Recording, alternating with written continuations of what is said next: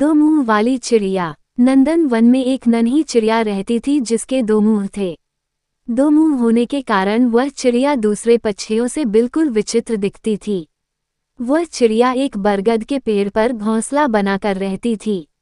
एक दिन वह चिड़िया जंगल में भोजन की तलाश में इधर उधर उड़ रही थी। अचानक चिड़िया के दाएं वाले मुंह की नज़र एक लाल फल पर पड़ी।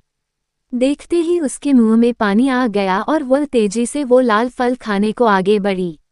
अब चिड़िया का दायां मुंह बड़े स्वाद से वो फल खा रहा था। बायां मुंह बेचारा बार बार दाएं मुंह की तरफ देख रहा था कि ये मुझे भी खाने को दे, लेकिन दायां वाला चुपचाप मस्ती से फल खाए जा रहा था।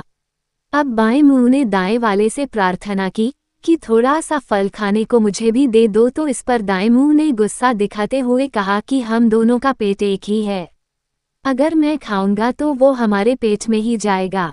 लेकिन उसने बाएं वाले को कुछ खाने को नहीं दिया। अगले दिन चिड़िया फिर से जंगल में खाने की तलाश में उड़ रही थी। तभी बाएं मुंह की नज़र एक अद्भुत फल पर पड़ी जो बहुत चमकीला था।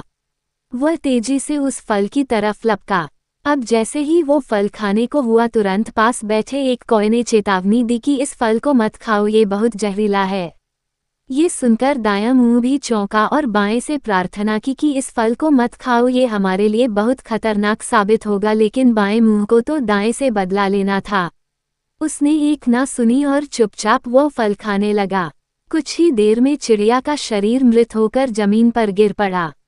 दोस्तों, कहानी सुनने में तो आनंद आया होगा, लेकिन जब मैं आपको इसकी शिक्षा बताऊंगा तो आपकी आंखें फटी रह जाएंगी।